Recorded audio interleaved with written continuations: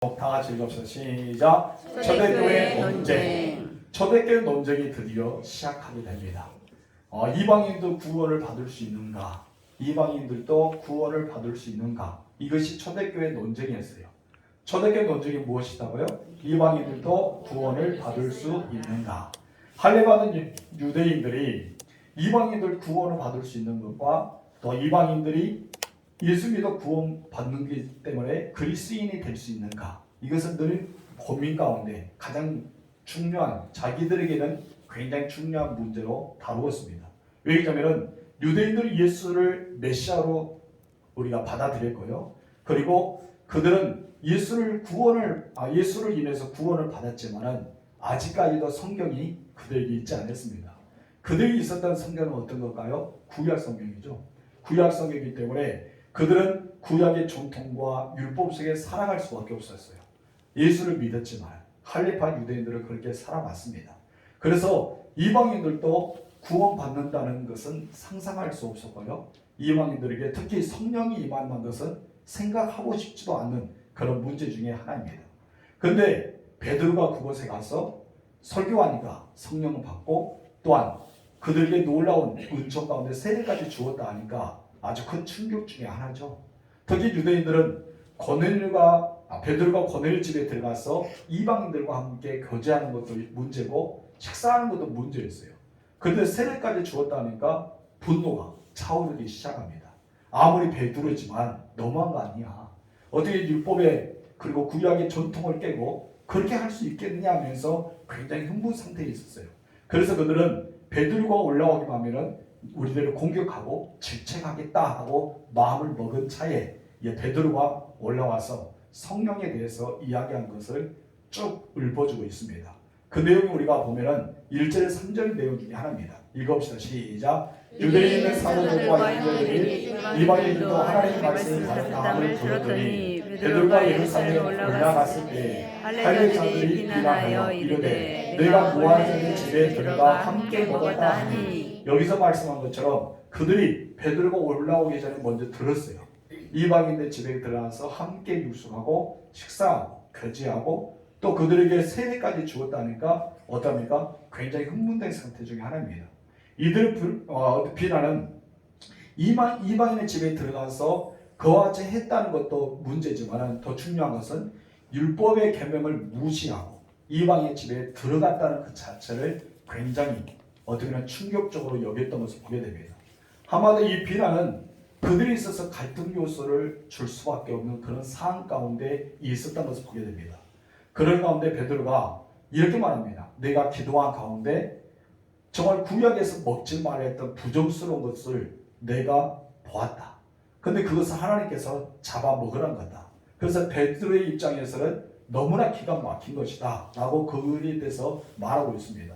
여러분, 우리가 세상에 살아가다 보면요, 내가 지금까지 살아왔던 인생 가운데 생각하지도 하고 싶지 않았던 일을 하나님께서 하라는 일도 있습니다. 또 내가 그것을 상상할 수 없는 일을 하나님이 시킬 때도 있습니다. 어떻게 그것을 하게 되면 내 자존심이 깎이게 되고 그것을 하게 되면 많은 사람 앞에 내가 창피함을 당할 수도 있습니다. 내가 살아온 스타일도 아니고 내 인생 철학도 아닌데 하나님은 그것을 요구하시는 장면이 나오지 않습니까? 그때 우리는 갈등하게 됩니다. 하나님 말씀을 순종해야 되는지 하나님 말씀을 거역해야 되는지, 하나님 말씀을 순종하면 내 자존심을 깎게 되고 많은 사람 앞에 창피하게 되고 그리고 내 인생의 철학이 완전히 뒤틀어지기 때문에 이것을 해야 될까라고 고민하게 되는 것입니다. 베드로 입장을 보세요. 베드로도 지금까지 그가 태어나면서 앞으로 계속해서 살아왔던 세월 중에 부정한 거, 더럽고 추악한 거, 율법에서 먹지 말은 것을 다 먹지 않았습니다. 그런데 하나님께서 무엇이 합니까? 잡아먹으라는 거예요. 이 잡아먹으라는 것을 몇 번이나 말하는 거예요? 3번이나 말하는 것입니다. 그때마다 베드로는 거절하였습니다. 그럴 수 없습니다. 잡아먹을 수 없습니다. 내가 지금까지 그런 일을 잡아먹은 적이 없습니다 라고 말합니다.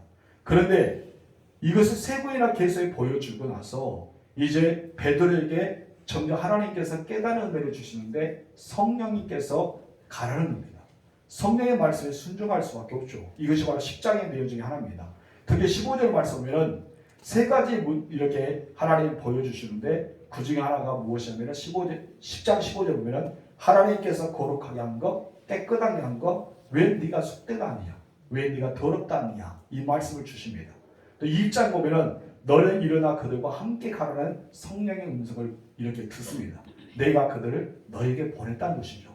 세 번째 34절에서 35절 보면 하나님은 사람을 일모로 취하지 않고 이방인이라 할지라도 하나님을 경외하고 의를 행하는 자는 하나님이 기억하고 받으신다는 것을 이 베드로가 깨닫게 됩니다. 이런 민족, 어둠의 유대 민족 안에서 갇혀있는 사람들은 도저히 그들은 깨달을 수 없습니다. 자기 전통과 자기 문화 속에 갇혀있기 때문에 여러분 눈이 뜨지 않으면 영적인 귀가 열리고 영적인 눈이 띄지 않으면 절대 이것을 감당할 수 없는 문제가 베드로 앞에 놓여 있습니다. 지금 이제 그 문제가 누구에게 가는 거예요? 헬라파 유대인들에게 동일하게 가는 것입니다. 예루살렘 교회에 갔더니 지금 사도들과 그 헬라파 유대인들이 그와 같이 똑같은 말을 하고 있어요.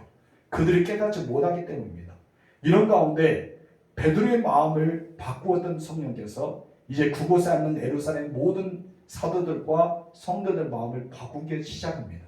그런데 이 바꾸기 시작하기 전에 먼저 우리가 알아야 될 것이 있는데 첫 번째 같이 읽읍시다. 시작. 하나님의 생각과 사람의 생각은 다르다. 여러분 우리는 이런 과정에서 하나님의 생각과 사람의 생각이 다르다는 것을 우리는 알아야 돼요.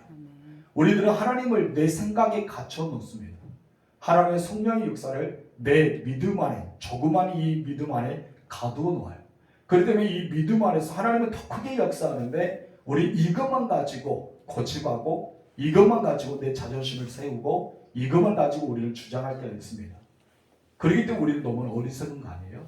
우리들 인간들은 보이는 것을 중요시 여깁니다. 뭐를 중요시 여긴다고요? 보이는 것. 근데 하나님은 보이는 것이 아니라 무엇을 중요시 여깁니까? 그 안에 있는 중심, 그 안에 있는 믿음, 그 하나님을 얼마나 경외하는가를 중요시 여깁니다. 그렇기 때문에 하나님과 우리는 너무 다를 수밖에 없어요. 첫째 우리 다 같이 읽어보시죠. 시작. 하나님의 생각은 사람의 생각과 다를 수도 있다는 것이다.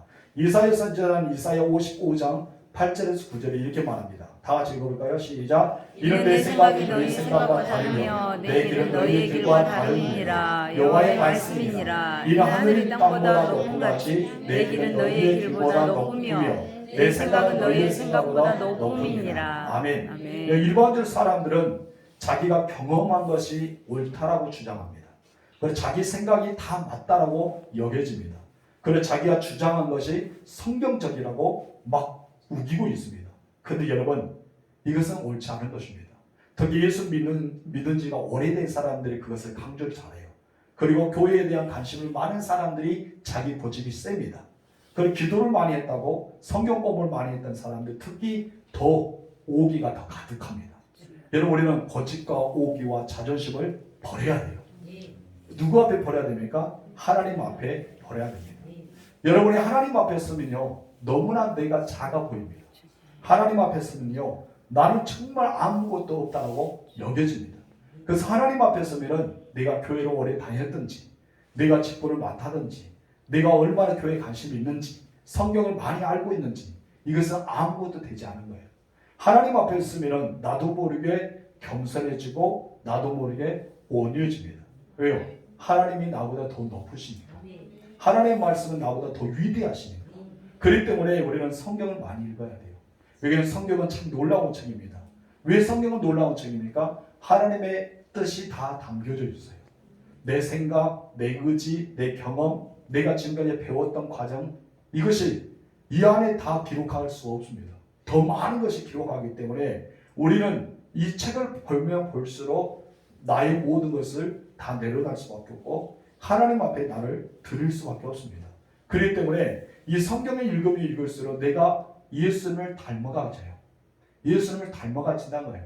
예수님이 이 땅에 오시면서 어떻게 사역하셨습니까? 주는 사역을 했잖아요.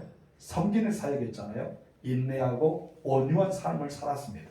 그리고 많은 사람을 위해서 자기의 대성물로 주는 삶을 살았어요. 그럼 성경을 많이 읽으면 읽을수록 우리는 어떤 삶을 살아가야 돼요? 예수님을 닮아가는 삶을 살아야 되죠. 그런데 이상하게 신앙생활 오래 했다는 사람들이 대부분 또 기도를 많이 했던 사람들 성경 공부를 많이 했던 사람들이 예수님처럼 닮아간 것이 아니라 반대의 길을 걷고 있다는 것입니다. 옛말에 그런 말이 있어요. 법을 잘하는 사람이 법을 잘 어긴다. 그러죠. 법 이야기하면서 법을 굉장히 많이 어긴 사람들입니다. 그들이 어쩌면은 자기들의 법이 그냥 다 맞는 거예요. 법을 모르는 사람은 그냥 당할 수밖에 없는 거죠. 그런 것처럼 우리가 신앙생활을 하면서 모두가 자기가 옳다고 생각하는 거예요. 지금 이제 누가 그러고 있어요? 헬라파 유대인들이 그러고 있어요.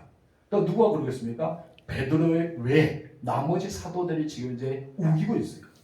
네가 왜 유대인 이렇게 이방인을 가서 그들과 함께 식사하고 그들을 배제하고 그들을 설교해주고 그들에게 세례를 줄 수 있냐? 그럴 수가 없다. 우리만이 하나님의 백성이고 우리만이 구원받을 수 있고 우리만이 으뜸이다. 이것을 주장이 맞다는 것입니다. 그런데 하나님의 뜻은 그것이 아니겠습니까? 여러분 이방인을 이스라엘 부를 목적이 무엇입니까? 이스라엘 백성들을 부르고 먼저 12명의 제자를 부르고 그리고 500명 성도를 불렀던 목적이 무엇이에요? 이 사람을 통해서 온 세상에 예수 그리스도의 복음을 전파해서 하나님의 나라가 이 땅에 세워지기를 원하는 마음이 예수님의 마음 중에 하나입니다. 그래도 우리는 성경을 읽으면 읽을수록 내 생각과 내 가치관과 내 사고 방식이 완전히 바꿔지기 시작합니다. 이것이 올바른 성경 공부고 올바른 성경에 대한 이해입니다.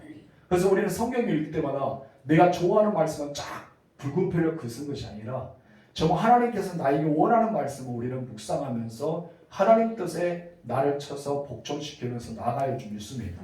이것이 바로 성경을 올바로 아는 사람 중에 한 사람이에요. 이스라엘 선택하였습니다. 물론 이스라엘 선택받은 사람들이죠. 그런데 이스라엘 사람들이 자신만의 선택되었다는 기쁨도 있고 자만심도 있었지만은 하나님은 그들을 통해서 모든 사람들이 다 구원에 이르기를 소망하는 것이 바로 하나님의 마음이라는 것입니다. 여러분, 우리도 마찬가지입니다. 여러분을 하나님 먼저 부르셨어요. 근데 여러분들이 너무나 이뻐서, 너무나 보배로워서, 너무나 존귀해서 부르신 것이 아니라 여러분을 통해서 주변에 안 믿는 사람을 믿게 하기 위해서 하나님 나라에 선포하고 하나님 나라에 덕을 세우기 위해서 여러분도 불렀단 거예요. 아멘이십니까? 그것처럼 이스라엘 백성들은 그랬단 거예요. 부르신 목적은 네가 뭐 민족이 커서 부른 것도 아니고 너희도 훌륭해서 부른 것도 아니고 너희들이 뛰어나서 부른 것이 아니다. 다만 너희가 너무나 연약하기 때문에 너무나 미약하기 때문에 부르셨다. 그래서 부르셔서 어떠합니까? 하나님께서 강하게 만드셨잖아요. 하나님께서 엄청나게 놀라운 복을 주셨잖아요. 이를 통해서 주변의 사람들이 그래요. 야, 저 이스라엘 백성들은 하나님이 함께 하시기 때문에 이렇게 전쟁에 승리하게 되고 부와 재물을 누리게 되고 모든 국방이 튼튼해지고 이것을 보았다는 것입니다. 그런데 하나님을 버리고 떠나버리니까 이스라엘 백성들은 어떻게 돼요? 쇠약해지나요. 그러다 하나님을 의지하고 살아가면 또 부요하게 됩니다. 이것은 이스라엘 백성들의 역사만 경험한 것이 아니라 이방 주변의 사람들도 그것을 보고 깨달았던 것입니다. 그런데 중요한 것은 그들은 모르고 있다는 거예요. 예수 믿는 자가 모르고 있다는 거예요. 내가 잘나서 하나님 나를 부른 줄 알고 있어요. 내가 똑똑해서 하나님이 나를 부른 줄 알고 있어요. 너무나 이뻐 보여서 나를 부른 줄 알고 있어요. 여러분, 그것은 착각입니다. 여러분 먼저 부르신 것은 나를 통해서 내 주변의 사람을 구원하기 위해서, 내 주변의 사람 예수 믿어서 그들도 하나님의 나라의 백성을 삼기 위해서 부르셨어요. 그런데 이스라엘 백성들 그것을 몰랐다는 것입니다. 왜 모르냐면 내 중심의 신앙생활하기 때문에 모릅니다. 내 중심의 성전생활하기 때문에 모르는 거예요. 여러분은 내 중심의 신앙생활이 아니라 이제 옮겨가야 됩니다. 어떻게 옮겨야 됩니까? 하나님 중심의 신앙생활을 해야 됩니다. 내가 원하는 것 찾지 마시고 하나님이 원하는 걸 찾아야 되겠죠. 내가 기뻐하는 것을 찾는 것이 아니라 하나님이 기뻐하는 것을 찾아야 된다는 것이죠. 내가 좋아하는 것을 찾는 것이 아니라 하나님이 좋아하는 것을 찾아야 된다는 것입니다. 그렇다면 내가 주인이 아니라 누가 주인이 될 거예요? 하나님의 주인이 되겠죠. 여러분, 이스라엘 백성들은 자기들이 주인이라고 생각했어요. 자기들만 선택받고 구원도 자기들만 누르고 천국도 자기들만 간 줄 알았습니다. 그렇기 때문에 하나님께서 그들을 책망할 수밖에 없었어요. 하나님 그들에게 복음을 증거한 것을 이제 더 이상 스톱시키고 바울을 통해서 이방의 선교를 열어주셨던 오디도 그와 같습니다. 만일 여러분들이 정말 그 땅의 백성들이 하나님께서 이 이스라엘만의 복음을 원한다면 우리들은 아직도 예수 믿어 구원받지 못할 것입니다. 근데 하나님은 여기까지 복음을 원하셨지 않습니까? 여러분들은 말씀을 통해서 계속해서 우리는 다시 한번 나를 내려놓고 하나님 말씀의 중심으로 돌아갈 줄 믿습니다. 아멘. 하나님께서 아브라함을 어디서 부르셨어요? 여러분 정말 하나님께서 원하시는 그 땅에서 부르실까요? 여러분 아브라함도요 이방인이었어요. 아브라함이 누구였다고요? 이방이었습니다. 어쩌면은 메소포타미아 갈대아 우리에서 하나님께서 이방인의 한 명을 부르십니다. 근데 이 아브라함의 아버지가 누구예요? 데라잖아요. 근데 그 아버지가 뭐를 섬겼어요? 하나님을 섬겼습니까? 전혀 하나님과 상관없는 우상을 섬겼어요. 우상을 섬기는 아버지였습니다. 그런데 어떻게 아브라함을 부르셨을까요? 여러분 생각해 보세요. 우상을 섬기는 아버지가 있으면 그 자녀들도 우상을 섬깁니다. 그 후손들도 우상을 섬깁니다. 여러분 불교 집안에 있으면 불교가 계속 나오잖아요. 그 중에 특별하게 하나님을 부르셔서 저 하나님께서 그를 그 가정의 법을 증거하는 그런 제1대의 신앙으로서 살아가는 사람을 부르지 않으면 어쩌면 계속해서 그 집안의 대가 이어진 것을 우리는 주변에서 보게 됩니다. 그래서 저도 가끔 우리 같이 운동하신 분에게 예수 믿으세요, 교회 나오세요 그러면 자기가 그래요. 자기는 몇 대 불교 집안에서 살아갑니다. 그럼 절 갑니까? 저는 안 갑니다. 안 가는 뭐를 갖고 있는 거예요? 그냥 종교만 갖고 있는 거예요. 절을 안 간답니다. 그래서 제가 어제 우스갯소리였어요. 절을 한 자잖아요. 이왕 사람은 두 자를 쓰죠. 두 자가 뭐예요? 교회. 교회 안 간대요. 그 두 자 또 있다고 게 뭐예요? 그게 예수. 그렇게 이야기해 줬어요. 그랬더니 사람 하나보다 두 개가 좋다고. 이게 혼자서 운동 하는데 두 명이 있으면 운동도 하잖아. 하면서 그런 말 했더니 그냥 웃고 말더라고요. 여러분 맞습니다. 이 아브라함은 절대 하나님을 섬기고 하나님을 믿을 수 없는 집안에서 태어나고 이방인 중에 한 사람이었습니다.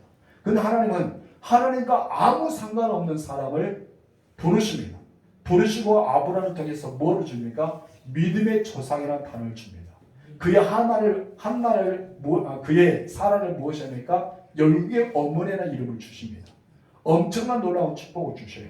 왜 하나님께서는 정말 하나님과 전혀 상관없는 이방인 중에서 부르셨고 그리고 우상을 섬기는 집안에서 그 아브라함을 부르셨을까요? 우리는 여기서 하나님의 계획을 알아야 됩니다. 이스라엘 백성들이 이거에 눈을 떠야 돼요. 자기들만 선택받았다고, 자기들만 하나님의 나라를 간다고, 자기들만 구원이 있다고, 예수 그리스도는 자기들만 것이라고 아니란 것입니다. 그들도 조상 올라가 보니까 그들의 믿음의 조상은 이방인이었고 그들의 믿음의 조상의 그 아버지는 우상을 섬기는 자였고 전혀 하나님과 상관없는 구원과 상관없는 그런 천국과 상관없는 그 집안에서 하나님을 부르셨다는 것입니다. 그런데 많은 사람은 그것을 모르고 있다는 것입니다. 여러분들 보세요. 여러분도 하나님을 구원 받기 때문에 받을 자격이 있어서 여러분 부르실까요? 우리는 성경에서 무엇입니까? 우리는 구원받을 자격이 없는 자입니다. 십자가의 대속의 사랑을 받을 수 없는 자격을 가졌습니다. 우리가 아무 자격이 없는 자격 없는 자를 하나님께서 부르셨다 했잖아요. 그를 사랑하셨습니다. 그런데 우리는 전적으로 뭡니까? 하나님의 은혜라고 가르칩니다. 이스라엘 백성도 마찬가지예요. 하나님의 은혜입니다. 그런데 여러분 자기들 은혜의 자리에 들어오니까 내 거라고 착각하고 있어요.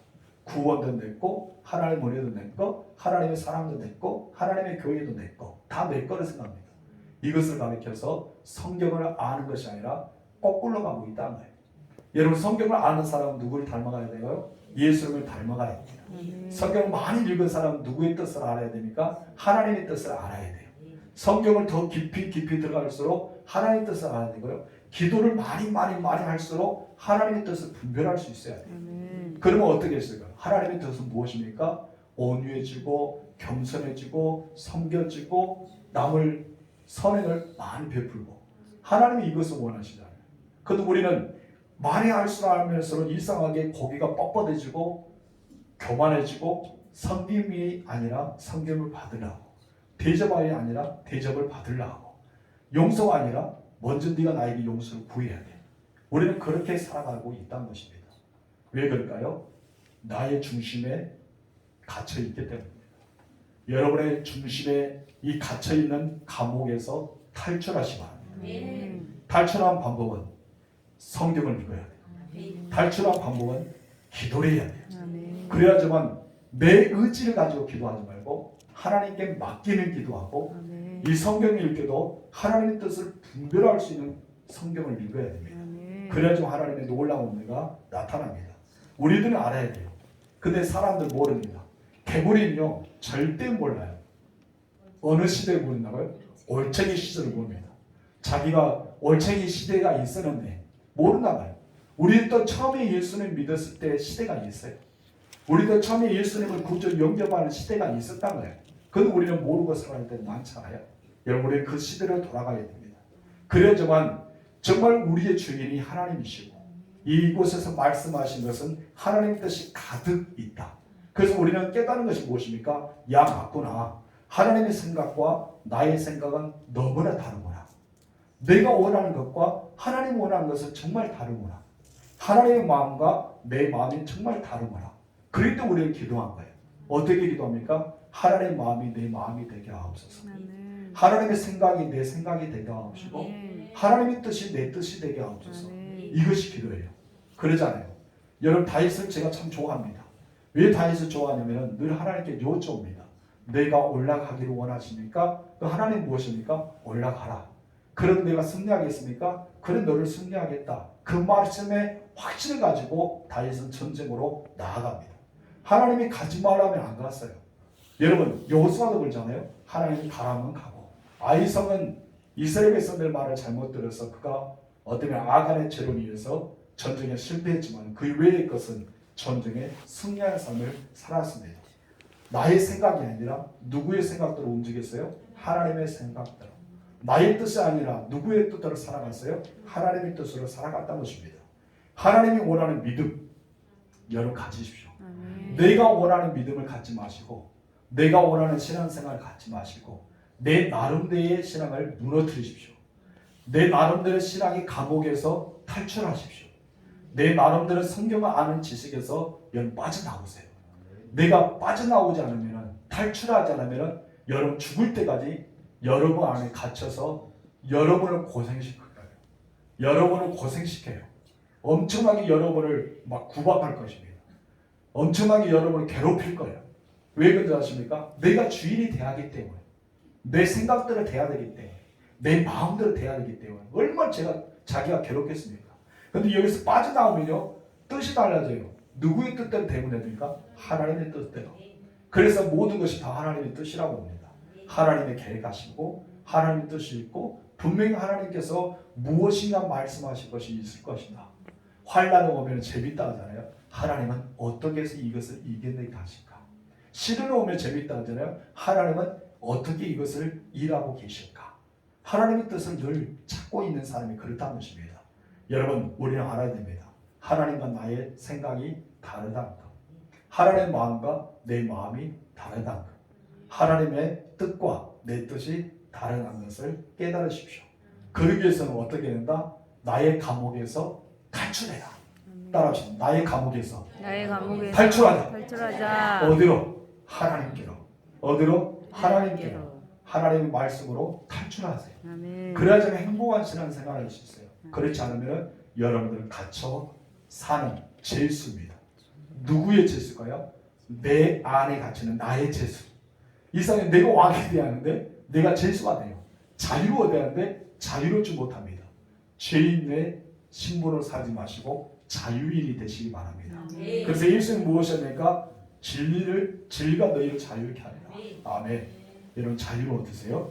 그래서 찬양이 있잖아요. 나 자유 얻었네. 우리 자유 얻었네. 여러분 자유 얻으시기 바랍니다. 둘째 읽겠습니다. 시작. 하나님의 생각과 사람의 생각이 다른 것을 깨달았을 때 어떻게 해야 되는가를 여기서 본다. 여러분 하나님의 생각과 나의 생각이 달랐다는 깨달았어요. 누가 깨달았습니까? 베드로입니다. 베드로가 10장의 내용을 보니까 깨달습니다. 그래서 베드로는 행동을 바꾸기 시작합니다. 자기는 절대 먹지 않겠습니다. 계속 끝까지 부정했어요. 먹을 수 없어요. 나는 지금까지 먹어본 적이 한 번도 없습니다. 아무리 하나님의 말씀이라도 나는 싫습니다 하면서 거절했습니다. 그런데 이상하게 자기의 생각과 하나님의 생각이 다르다는 것을 깨닫고 나니까 이제는 태도가 바뀌기 시작합니다. 여러분 감옥에서 빠져나오니까 어떻게 해요? 더 넓은 시야가 열린 거예요. 영적인 눈이 확 열리게 되는 거예요. 영적인 귀가 열리게 되는 거예요. 지금까지 내 소리만 들어왔어요. 내 생각만 들어왔어요. 내가 보는 시각만 들어왔단 거예요. 그런데 그것을 탈출하고 나니까 하나님의 음성이 들려지고 하나님의 시각이 보여지고 하나님의 그 마음이 막 읽어지는 거예요. 누가 그랬다고요? 베드로가 그랬어요. 베드로가 그러기 때문에 자기 마음이 달라질 것입니다. 야, 내가 지금까지 잘못 생각했구나. 내가 정말 비겁하게 생각했구나. 내가 정말 나의 인생의 감옥에서 빠져나오지 못하구나. 이것을 베드로가 알았던 것입니다. 베드로는 열심히 설교하고 나서 마지막에 본문 17절에서 이렇게 말합니다. 다 같이 읽읍시다. 시작. 내가 누구의 하나님의 눈이 맞겠느냐. 너무나 귀한 메시지 중에 하나입니다. 이것처럼 강력한 설교가 어디 있습니까? 우리는 듣지 못할 것입니다. 그래요. 내가 누구이기에 하나님 막을 수 있는 거예요. 여러분들 과연 누구이기에 하나님을 막고 있습니까? 내가 누구이기에 하나님의 뜻을 주장하고 있느냐 이것입니다. 우리는 사람에 불과합니다. 우리는 아무것도 아닌 거예요. 근데 우리가 무엇인가 주장하고 싶다고 막 자기의 것을 나타내 보인다? 이것이 아니잖아요. 여러분 우리는 하나님의 말씀을 믿고 순종해야 됩니다. 믿고 순종하면 하나님께서 놀라운 은혜를 주십니다. 그 은혜가 무엇입니까? 성령의 역사입니다. 여러분 믿고 순종하십시오. 여러분 베드로가 믿고 순종해서 갔어요. 갔더니 선물 2가지를 주었습니다. 무엇을 주었습니까? 이방인들도 예수 믿어 구원받는 것. 두 번째는 이방인들도 성령의 세례를 받는 것. 그래서 우리가 하나님의 뜻을 거역하겠냐? 우리가 받았던 세례도 그들도 주자면서 물세를 주지 않습니까? 하나님의 구원의 선물은 엄청난 것입니다. 우리 것만 아닌 것입니다. 그런데 유대인들이요 독점했어요. 하나님도 내 것, 구원도 내 것, 성령도 그렇게 여겼단 말이에요. 여러분 하나님도 내 것, 구원도 내 것, 여러분 성령도 내 것. 혹시 여러분 중에 있습니까? 제 눈에 피하는 사람 분명히 있을 거예요. 여러분 우리는 내 것이 아니에요. 하나님, 내가 하나님의 것이지 어떻게 하나님이 내 것이 될까요? 구원은 하나님의 것입니다. 내 것이 아니에요. 성령도 누굽니까? 하나님의 하나의 그 모습인데 어떻게 내 것이 될 수 있어요? 근데 내가 성령 다 받아야 되고 내가 구원에 이래야 되고 내가 하나님이 되는 거예요. 그렇기 때문에 신앙생활 오래 하면 나도 모르게 자기가 하나님처럼 되고 마는 거예요. 자기 말이 법이에요. 자기 말이 하나님이에요. 내 말이 거역하면 다 싫은 거예요. 이렇게 되버린 것은 무엇이에요? 자기의 독점 안에 살아가기 때문입니다. 지금 이제 누가 그거 있습니까? 유대인들이 됐어요. 그 중에서 믿었던 초대교회 사도들, 베드로의 외 11명 사도가 또한 초대교회 멤버들이 그랬다는 것입니다. 여러분 이 사실을 인정하려면요 유대인들의 자존심을 꺾어야 돼요. 자기 자존심을 내려놔야 돼요. 자기 전통을 내려놔고 기존의 생각을 내려놔야 됩니다. 그리고 그들은 걸어가야 될 것이 있는데 정도를 걸어야 됩니다. 뭐를 걸어야 된다? 정도. 올바른 길을 걸어야 돼요. 올바른 길은 무엇입니까? 하나님이 원하는 길입니다. 여러분들은 정도를 걸어가십시오. 하나님이 원하는 길을 걸어가십시오. 그래도 우리는 하나님의 뜻을 비로소 깨달을 수 있습니다. 두 번째 다 같이 읽읍시다. 시작. 하나님의 생각을 아는 방법. 그렇다 하나님의 생각과 내 생각은 다르잖아요. 어떻게 우리는 하나님의 생각을 알 수 있을까요? 첫 번째, 계속 반복적인 말씀입니다. 읽읍시다. 시작. 성경을 읽으면 알 수 있다. 여러분 신학에 관한 책을 많이 본 것도 좋습니다. 그리고 성경 공부도 많이 한 것도 안 배운 것보다 훨씬 좋습니다. 근데 그 무엇보다 더 중요한 건 무엇일까요? 성경입니다. 성경밖에 없어요. 제일 좋은 것은 성경밖에 없습니다. 신약 성경을 많이 읽은 것, 우리가 신약에 있는 서절을 많이 읽은 것도, 간증집을 많이 읽은 것도, 주석을 많이 보는 것도 중요하지만은 가장 중요한 것은 무엇이다? 하나님의 말씀, 이 66권의 말씀입니다. 이 말씀을 읽으면요, 너무 놀라웠게 하나님이 하나씩 하나씩 가르쳐 주십니다. 이것은 하나님의 말씀이 기록된 책이기 때문입니다. 그래서 성경은 하나님의 뜻과 내 뜻이 어떻게 다른가를 가르쳐주고 하나님의 생각에 대해서 어떤 것이 하나님의 생각인지 우리에게 말해줍니다. 그래서 우리는 매일마다 성경을 읽어야 됩니다. 우리는 지금 이제 우리가 시대적인 배경으로 지금 성경을 읽잖아요. 그래서 지금 이제 우리가 성경을 창세부터 쭉 읽어가고 있는데 시대적인 우리가 시대에 어떤 성경이 쓰여지나 거기에 대해서 우리가 읽고 있는데 새해마다 우리에게 주신 말씀이 참 놀랐습니다. 근데 다윗이 그걸 깨닫습니다. 우리 시편 63편 6절 시작. 내가 나의 침상에서 주를 기억하며 새벽에 주의 말씀을 작은 소리로 육절을 듣게 하오리니 여러분 왜 다윗은 새벽을 깨웠을까요? 새벽에 하나님 말씀을 들려줄 때 너무나 귀한 말씀입니다. 여러분 새벽을 깨우십시오. 아멘. 새벽에 말씀을 읽으십시오. 아멘. 하나님 말씀은 새벽을 통해서 엄청 놀라운 힘의 역사가 일어납니다. 아멘. 매일 성경이 있다 보면 내 뜻이 다르다는 것, 하나님의 뜻과 다르다는 것, 하나님의 말씀이 여기 있었구나 하는 것을 깨닫게 됩니다. 시편 119편 169절 중간 시작. 주의 말씀 주의 앞에 이르게 하시고 주의 말씀대로 나를 깨닫게 하소서. 내가 주님 앞에 이르게 하는 것도 아멘. 주의 말씀을 깨달아내는 것도 무엇이더라? 말씀을 내가 읽을 때, 성경의 말씀을 읽을 때 그것을 하나님 앞에 이르게 하고 아멘. 또 하나님의 말씀을 깨달은 은혜가 있다는 것입니다. 아멘. 두 번째, 어떤 하나님의 뜻을 알 수가 있을까요? 다시 읽읍시다. 시작. 성령을 사모하면서 기도해야 한다. 여러분 성령은 진리의 영입니다. 아멘. 또 성령님은 가르치십니다. 아멘. 성령님은 깨닫게 하십니다. 아멘. 하나님의 마음을 우리에게 주십니다. 아멘. 그래서 우리가 예수의 마음을 닮아가려면 성령의 인도를 받아야 됩니다. 아멘. 그런데 여러분 성령은 어떤 사람에게 줄까요? 사모한 자에게 주신다 했습니다. 아멘. 어떤 자에게? 사모한 자. 자에게. 간절히 원하면서 사모하면서 기도하면요 성령 하나님은 임재합니다. 권능과 왜 성령을 받은 줄 아세요? 하나님께서 말씀하셨잖아요. 10장에 없는 내용이 오늘 본문에 있었습니다. 무엇입니까? 너에게 복음을 듣게 하기 위해서 베드로를 초대하라 했다라고 말합니다. 주의 말씀을 듣기 위해서 초대하는데 그 말씀을 사모했어요. 사모가 나니까 말씀이 떨어지자마자 성령의 기름 부심이 충만히 임합니다. 아멘. 제가 우리 성도들의 환자들 위해서 많이 기도하잖아요. 근데 사모한 사모면은 낫었다는 거예요. 근데 목사님 기도해도 낫겠냐 하는 사람은 사모하지 않는 사람은 똑같이 아파요. 여러분 이것이 무엇일까요? 하나님은 사모한 자에게 주시고 아멘. 믿고 의지하는 자에게 주시냐고요. 아멘. 이것처럼 우리의 일반적인 기도도 그런데 하나님의 성령의 은혜는 오직 하겠습니까? 여러분 하나님의 뜻을 알기 원한다면 성령을 사모하십시오. 아멘. 그러면 깨닫게 하십니다. 아멘. 가르쳐 주십니다. 아멘. 그리고 여러분에게 그 지혜가 풍성하도록 채워주십니다. 아멘. 세 번째 다 같이 읽읍시다. 시작. 깨닫지 못한 자들에 대한 영적인 태도. 4절 읽어볼까요? 시작. 베드로가 그들에게 이를 차례로 설명하여 베드로는 자신을 비판하고 있는 다른 사도들 그리고 초대교회 멤버들 이들이 자기를 비판했어요. 근데 베드로는 어떻게 대응합니까? 아주 차근차근하게 자세하게 성령께서 역사하시던 일을 설명해 줍니다. 여러분 이럴 때 우리에게 필요한 것이 무엇인지 아세요? 인내가 필요합니다. 인내. 화를 막 내고 있잖아요. 근데 여러분이 인내해야 돼요. 누가 막 분노하고 있잖아요. 근데 여러분 어떻게 해야 돼요? 인내해야 됩니다. 흥분하거나 화낼 필요가 없습니다. 성령의 말씀을 우리는 들어야 됩니다. 그리고 하나씩 하나씩 그 인내의 말씀을 가지고 나아가야 됩니다. 여기에 필요한 것은 두 가지입니다. 따라합시다. 친절과 온유함. 친절과 온유함. 다른 사도들과 초대교회 멤버들이 화를 냅니다. 어떻게 그럴 수 있느냐? 베드로 네가 그럴 수 있냐 하면서 화를 냈죠. 절대 우리에게 있을 수 없는 일을 네가 했다고. 어떻게 이방인들과 같이 식사하고 그들에게 설교하고 세례를 줄 수 있냐? 있을 수 없는 거다 막 그렇게 흥분했을 거 아닙니까? 근데 베드로는 절대 화냈다 말 안 합니다. 차분한 마음을 가지고 다 줄여줍니다.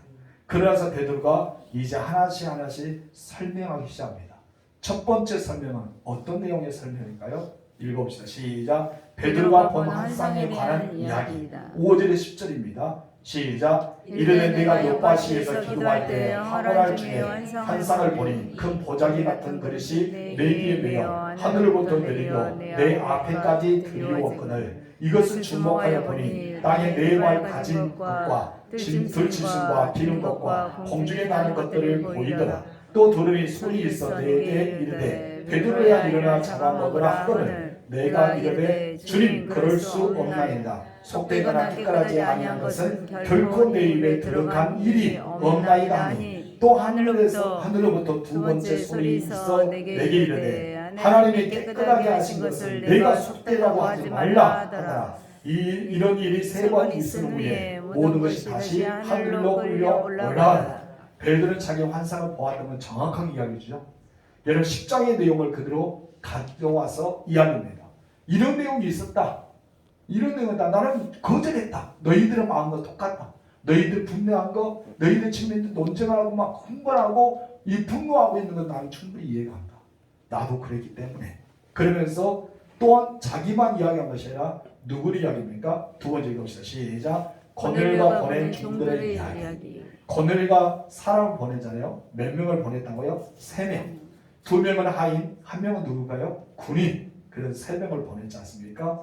그 종들의 이야기를 1절에서 16절의 말씀이 있습니다. 시작. 마치 세 사람이 내게 유수한 집 앞에 서 있으니 가이사랴에서 내게로 보낸 사람이라. 성령이 내게 명하사 아무 의심 말고 함께 가라 하시매 이 여섯 형제도 나와 함께 가서 그 사람의 집에 들어가니 그가 우리에게 말하기를 천사가 내 집에 서서 말하되 내가 사람을 요바에 보내어 베드로 하는 시몬을 청하라. 그가 너와 내 온 집이 구원받을 말씀을 내게 이르리라. 무슨 말씀을? 구원받을 말씀을 내게 이르리라 함을 보았다 하거늘 내가 말을 시작할 때 성령이 그들에게 임하시기를 처음 우리에게 하신 것과 처음 하시는 뭐예요? 오순절 마가리 다락방에 사신 것과 같이 하는지라. 내가 주의 말씀에 요한은 물로 세를 베풀었으나 너희는 성령으로 세를 받으리라. 언제 말씀했어요?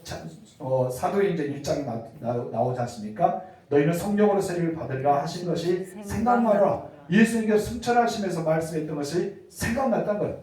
하나님의 말씀, 예수의 말씀에 생각났는데 예수님께서 우리에게 하셨는데 내가 왜 잠잠할 수 있겠느냐? 그것입니다. 고넬료가 보낸 종들이 만나게 된 일과 그때 성령께서 가라 하시는 일과 내가 고넬료 집에 가서 그곳을 보았더니 이것은 내가 자원한 것이 아니라 하나님이 원하신 거다. 성령께서 역사하시는데 내가 어떻게 막을 수가 있겠냐? 설교 시작할 때 우리가 오순절 날에 경험했던 성령 역사가 똑같이 이방의 집, 이 고넬료 집에서 임했다. 그렇기 때문에 내가 그것을 어떻게 했다? 생각났다. 오순절의 마가의 다락방이 생각났고 예수님은 승천하면서 너희는 내가 요한의 세를 받았지만 몇 날이 못 되어서 성령의 세를 받으라는 것을 생각났다. 그리고 내가 그들의 세를 준 것도 이것이 가한 줄을 알았다. 생각났다는 것입니다. 누가 생각나게 하셨을까요? 성령이시죠. 깨닫게 하신 영, 생각하신 영, 가르쳐 주신 영. 성령께서 하시는 것입니다. 그 성령의 사건을 보니까 예수님의 말씀이 생각나고 예수님의 말씀들을 의지해서 그들에게 세를 베풀었다고 합니다. 여러분, 더 이상 무슨 말이 필요 있을까요? 아무리 제가 설교에도 이 본문의 말씀을 우리가 함께 읽어보면 제 베드로의 입장에 대해서 다 해줍니다. 지금 논쟁하고 막 흥분하고 분노하고 있는 사도들과 여러분 초대교회 멤버들은 이 소리를 듣고 무슨 마음을 보였을까요? 대답할 수가 없었어요. 자기들이 하나님이십니까? 성경 말씀이 다 한다고요? 내가 몇십 년 동안 신앙생활 했다고요? 내가 기도를 얼마만큼 했는데 성경을 내가 얼마나 많이 공부했는데 이것을 필요가 있어요? 없잖아요. 한마디로 끝나봅니다. 그래서 그들은 무엇을 합니까? 네 번째 시작. 이방인들을 구원하신 하나님께 영광. 무엇을 한다고요? 이방인들을 구원하신 하나님께 영광. 모든 영광 하나님께. 여러분 그들은 그렇게 고백할 수밖에 없어요. 성경을 많이 읽은 사람 특징이에요. 기도를 많이 한 사람은 특징입니다. 여러분 예수님과 함께 동행하는 사람의 특징이 모든 영광 하나님께. 이방인도 구원해 주신 하나님 감사합니다. 그들의 성령을 보내주신 하나님 감사합니다. 그들에게 하나님이 놀라운 복을 주신 것도 감사합니다. 17절 18절 시작. 그런즉 하나님이 우리가 주 예수 그리스도를 믿을 때에 주신 것과 같은 선물을 그들에게 주셨으니 내가 누구이기에 하나님을 능히 막겠느냐 하더라. 그들이 이 말을 듣고 잠잠하여. 지금 생각한 거예요. 잠잠했다는 무엇입니까? 생각하고 있다는 거예요. 그러면서 그들이 뭐합니까? 하나님께 영광을 돌려이르되 그러면 하나님께서 이방인에게도 생명 얻는 회개를 주셨도다 하니라. 생명 얻는 무엇입니까? 구원의 은혜. 구원의 은혜를 주셨다는 것입니다. 하나님 이방인에게도 성령의 선물을 주셨다는 말을 듣고 어떻게 했습니까? 한 말도 대답하지 못합니다. 그렇게 잘나고 똑똑하고 유능하고 구원은 자기 거, 하나님은 자기 거, 성령은 자기 거를 여겼던 헬라파 유대인들 그리고 다른 사도들 여러분 아무나 못했어요. 그들이 굉장히 똑똑한 사람이죠. 능숙한 사람이죠. 구약의 율법에 그리고 구약 성경에 눈돌했던 사람들이 베드로의 말 한마디에 할 말을 잃어버립니다. 한마디로 이것은 무엇일까요? 하나님 앞에 잠잠하는 겁니다. 성도 여러분, 하나님 앞에 잠잠하십시오. 아멘. 우리는 하나님 앞에 말할 수 없어요. 잠잠해야 됩니다. 아멘. 여러분, 하나님은 이방인도 생명을 얻을 수 있는 회개를 주십니다. 우리는 때로는 내가 하나님처럼 여길 때가 있어요. 저 사람은 교회에 다녀도 될 사람, 이 사람은 교회를 다녀서는 안 될 사람, 이 사람은 전도해도 될 사람, 이 사람은 전도해서는 안 될 사람. 그러나서 우리는 전도해야 될 사람, 교회 나가야 될 사람을 초점하면서 복음을 전할 때가 있습니다. 누구의 마음일까요? 내 마음이죠. 여러분의 감옥에 갇혀 있어요. 하나님은 무엇입니까? 때려얻든지 못 얻든지 한상이 없으라. 그들이 복음을 받아들이든지 받지 않았는지 너희는 정하라.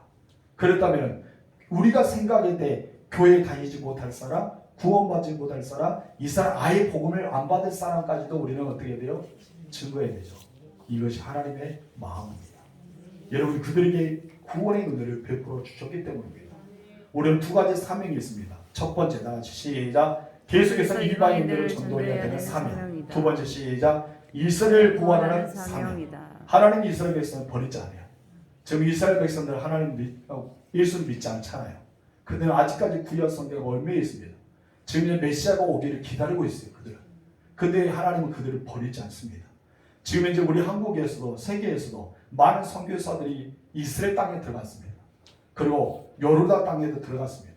하나님께서 원했던 그 7교회 터키 지역도 엄청난 선교사가 들어갔습니다. 여러분, 그들이 지금 이제 무엇을 하고 있을까요? 예수를 증거하고 있습니다. 목숨을 잃으면서 예수를 증거하고 있어요. 내가 가지 못하면 우리는 무엇을 해야 됩니까? 기도의 선교의 후원자가 되어야 됩니다. 우리는 선교의 사를 위해서 중보해야 됩니다. 내가 가지 못하려면 선교사의 입을 열어 중보해야 됩니다. 북한 땅에 우리가 들어가지 못하는데 북한의 땅에 들어가 있는 선교사들이 있습니다. 그들에서 우리는 무엇을 해야 돼요? 기도해야 됩니다.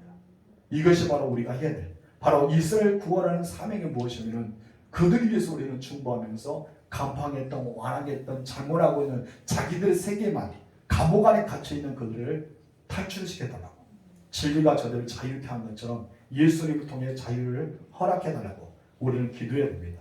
이것이 바로 우리에게 거룩한 부담입니다. 여러분 안에는 거룩한 부담이 있습니다. 이 거룩한 부담을 갖추지 않으며 우리는 하나님 앞에 설 수가 없습니다. 성도 여러분, 오늘 우리는 사도행전 11장 1절에서 18절의 내용을 통해서 어마어마한 놀라운 사실을 배웠습니다. 때로는 여러분의 마음에 빛을 지키기도 하고, 때로는 전혀 나와 맞지 않다고 생각할 때도 있습니다. 뭐 내가 감옥에 갇혔다고? 목사님 웃기셔. 그럴 수도 있습니다. 오래 신앙생활했다고 여러분을 다 책망한 것은 아닙니다.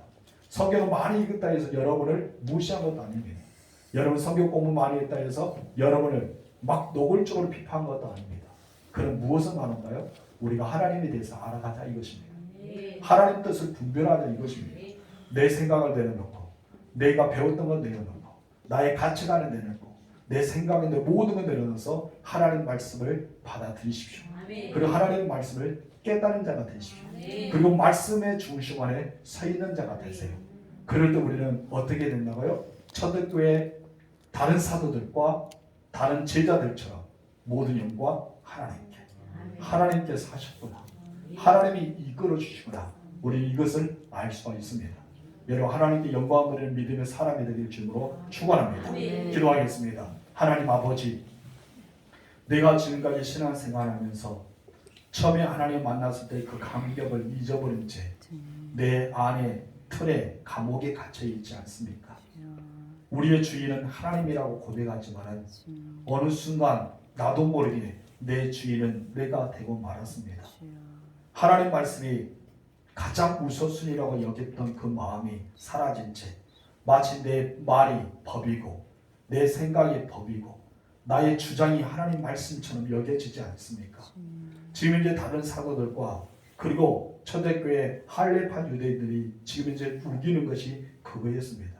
하나님을 독점하려 했고 구원도 독점하려 했고 바로 성령님도 독점하여서 자기 것으로 여겼습니다. 근데 베드로는 흥분하지 않고 하나님의 성령께서 어떻게 역사하셨는지에서 하나씩 하나씩 구체적으로 풀어나갔을 때 그들의 마음은 내려놓을 수가 있었습니다. 성경은 내 마음의 거울입니다. 하나님의 말씀을 비춰주는 진리의 빛입니다.